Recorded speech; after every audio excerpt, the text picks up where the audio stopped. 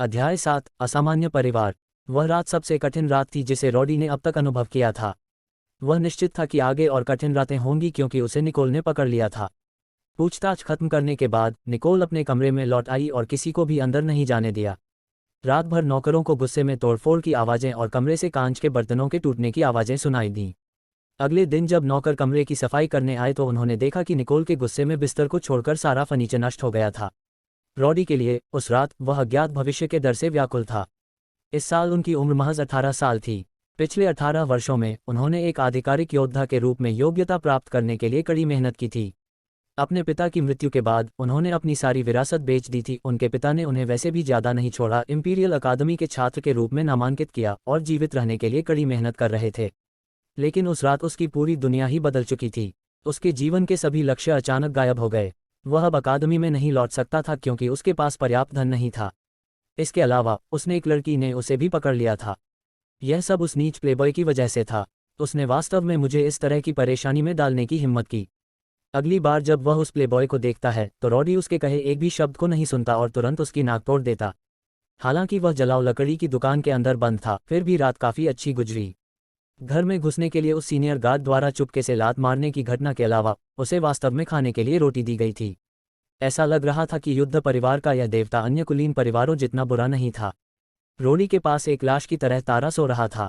कोई फर्क नहीं पड़ता कि रॉडी कैसे चिल्लाया या उसे पुकारा, कोई प्रतिक्रिया नहीं हुई। जब भोर हुई तो रॉडी को आखिरकार एहसास हुआ कि वह अपने जीवन का एक नया चरण शुरू करने वाला है। रॉडी ने अचानक सोचा, सौभाग्य से मुझे सार्वजनिक सुरक्षा में नहीं भेजा गया और जेल में नहीं डाला गया। जेल की तुलना में एक खूबसूरत लड़की द्वारा कब्जा कर लिया जाना अतुलनीय रूप से बेहतर है। ओह, वह लड़की वाकई खूबसूरत है। भोर के बाद रॉडी आखिरकार सो गया। दुर्भाग्य से कुछ ही क्षणों में दुकान का दरवाजा अचानक खुल गया। कुछ मजबूत नौकर अंदर घुसे और रॉडी को बिना कोई स्पष्टीकरण दिए बाहर खींच लिया। जब वह चिल्ला रहा था तो उसे खिड़कियों और पर्दों वाले एक बड़े कमरे में खींच लिया गया। कमरे में एक छोटा सा दरवाजा भी था। उसे नहीं पता था कि उस छोटे से दरवाजे के अंदर क्या है।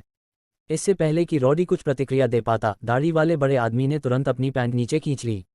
रॉडी को आश्चर्य हुआ। वह चिल्लाया और लात मारने की कोशिश की। दुर्भाग्य से उनके शरीर में हर तरफ दर्द हो रहा था, खासकर जहां उन्हें घोड़े ने लात मारी थी।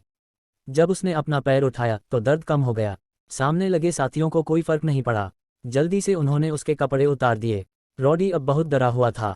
उसने सुना था कि रईसों में कुछ ऐसे भी थे जिनकी रुचि अजीब थी, जिनमें वे लोग भी शामिल थे जो सुंदर छोटे लड़कों को पसंद करते थे। हालांकि वह बहुत बदसूरत था। क्या उनकी भी उसमें दिलचस्पी होगी? आखिर वह एक जवान और बड़ा लड़का था, लेकिन अब वह इतना डरा हुआ था कि बेहोश होने वाला था। सौभाग्य से पुरुषों ने उसे छीनने के बाद कुछ नहीं किया और उसे दरवाजे के पीछे एक कमरे में धकेल दिया। वे सभी दरवाजा बंद कर चले गए। कमरे के अंदर बहुत धुंध थी। बीच में रॉडी से भी लंबा एक बड़ा बैरल था। गर्म धुंध बैरल के ऊपर एक बादल में उठी।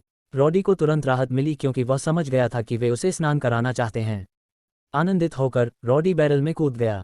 जैसे ही उसने सोचा कि वह विपत्ति से बच गया है, छोटा दरवाजा खुल गया, या यूं कहें कि उसे लात मारकर खोल दिया गया।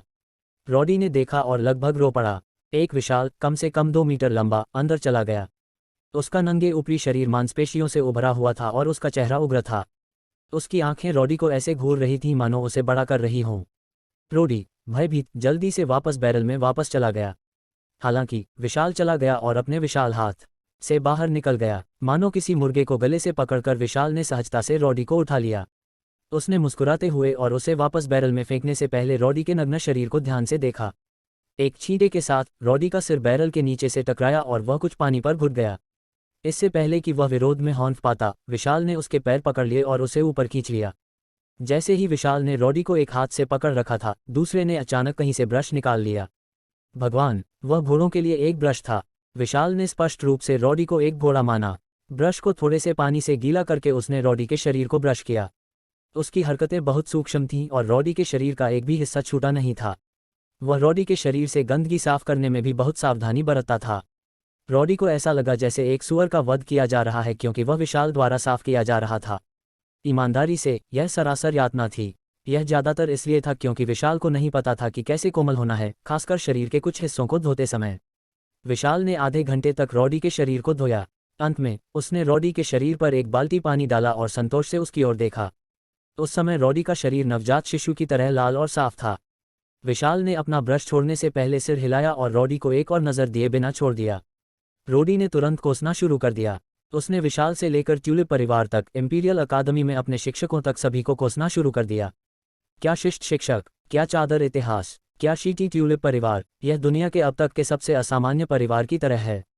वह कोसता रहा, इस बात से अनजान था कि दैत्य द्वारा धोए जाने के बाद उस रात से उसकी चोटें ठीक हो गई थीं। इसमें घोड़े द्वारा लात मारने से लगी चोटें भी शामिल हैं। अब उसे अपने शरीर में कोई दर्द महसूस नहीं हो रहा था।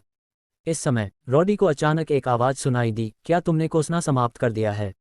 जब आपका काम हो जाए तो कमरे से बाहर आएं और कपड़े के सेट को कमरे के बाहर कुर्सी पर रखें। उद्धरण चिन्ह। रोडी तुरंत काम गया। वह रईस महिला की आवाज़ थी। उसने उस महिला को अपमानित करने की हिम्मत नहीं की। जैसे ही वह कमरे से बाहर निकला, उसने कमरे के बाहर नया सूट देखा। रॉडी उसके पास पहुंचा और कपड़े को छुआ। बहुत ही कोमल भाव था। वैसे भी वह उच्च गुणवत्ता वाले कपड़े और निम्न गुणवत्ता वाले कपड़े के बीच अंतर नहीं कर सका। रॉडी ने कपड़े पहन लिए। अंडरवियर थोड़ा टाइट था, लेकिन दूसरे कपड़े काफ़ी अच्छे से फिट होते थे। जैसा कि उसने पहले कभी इतने सुंदर कपड़े नहीं पहने थे, वह थोड़ा उत्साहित भी था। उनकी स्मृति के आधार पर अकादमी में केवल कुलीन बच्चों ने ही इस प्रकार के कपड़े पहने थे। रॉडी ने घबराहट और बेचैनी महसूस करते हुए दरवाज़ा खोला और कमरे से बाहर चला गया। आंगन में निकोल, जो सफ़ेद चोगा पहने हुए थी, अपनी कुर्सी पर बैठी उसकी ओर ठिठुरन से देख रही थी। निकोल पर एक नज़र डालने से ही रॉडी दंग रह गया था। हालांकि यह पहली बार नहीं था जब उसने निकोल को देखा था। यह दिन के दौरान बहुत स्पष्ट और अधिक स्पष्ट था। निकोल के सुनहरे बाल धूप में चमकने लगे। उसकी गहरी नीली आंखें थीं जो अथाह और मुलायम चमकदार गोरी त्वचा लगती थीं। वह इतनी खूबसूरत थी कि वह असली नहीं लगती थी। देवी, उसकी आकृति ने एक अहिंसक रईस की आभा बिखेर दी। मैं मरने वाला हूँ। रूडी का दिल चुपचाप बोल उठा। अगर मुझे हर दिन उसके पास रहना होता तो मैं ज़्यादा दिन नहीं जी पाता। कल रात मैंने क्यों नहीं, यहाँ तक अगर उसने मेरे पूरे मुंह को काट दिया होता तो यह इसके लायक होता। जबकि रॉडी इस प्रकार भ्रमित था, निकोल ने पूछा, क्या आप धो चुके हैं? रॉडी अभी भी स्तब्ध था और निकोल को देखता रहा। हालांकि वह फिर भी सिर हिलाने में कामयाब रहे। जब निकोल ने उसकी घूरती आंखों पर ध्यान दिया तो उसका चेहरा लाल हो गया और फिर उसका चेहरा डूब गया। अगर तुम मुझे ऐसे ही देखते रहोगे तो मैं तुम्हारी आंखें खोद लूंगा। रॉडी चौंक गया और उसने तुरंत अपना सिर नीचे कर लिया। हालांकि उसकी आंखें मदद नहीं कर सकी, लेकिन चुपके से निकोल की ओर देखने लगीं। हर आदमी ऐसी अवधि का अनुभव करेगा, और विशेष रूप से किशोरों के लिए हमेशा एक ऐसा चरण होगा जहां वह महिलाओं की लालसा और प्रशंसा करता है। रॉडी जो एक छोटा लड़का था, उसमें भी यह अंधी प्रशंसा और आवेग होगा। इस तथ्य का जिक्र नहीं है कि निकोल एक असाधारण सुंदरता थी। पर्याप्त। निकोल की नाजुक आवाज़ सुनाई दी। हालांकि स्वर ठंडा था, लेकिन यह भी नाजुक था। इसलिए यह ठंडा नहीं लग रहा था, बल्कि इसके लिए एक निश्चित आकर्षण था। उसने बोलना जारी रखा, अब मैं देखूंगी कि क्या आप ट्यूलिप परिवार के नौकर बनने के योग्य हैं।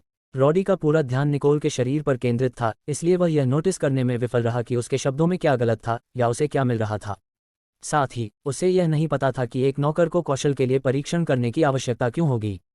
अकेले अपने कौशल का परीक्षण करने दें। अगर निकोल उसे मारना चाहती थी तो उसे केवल अपनी उंगली उस पर इंगित करने की आवश्यकता थी और वह तुरंत बाहर निकल जाएगा। रॉडी की खामोशी को देखकर निकोल ने सिर हिलाया और उसके पीछे से एक अधेड़ उम्र का आदमी निकला। आंगन में प्रवेश करने के बाद से रॉडी का ध्यान पूरी तरह से निकोल पर था। भले ही वह उसके पीछे खड़ा व्यक्ति न हो, लेकिन एक ट्रेन हो, फिर भी रॉडी उसे देखने में असफल हो जाता। हालांकि रॉडी ने इस अधेड़ उम्र के आदमी को गंभीरता से देखना शुरू कर दिया जिस क्षण वह आदमी रॉडी के सामने चला। वह आदमी भूरे रंग के कपड़े पहने हुए था। हालांकि अधिकांश प्रभाव उनके चांदी के सफ़ेद बालों से आया था जो कि बंधे हुए थे। वह आदमी रॉडी को देखकर भौंचक्का रह गया। उसके हाथ उसके पीछे थे और उसने एक मुस्कान का निशान दिखाया। हालांकि वह आदमी वहां बस लापरवाही से खड़ा था, रॉडी को एक अजीब सा एहसास हुआ कि यह आदमी एक व्यक्ति नहीं बल्कि एक दीवार है।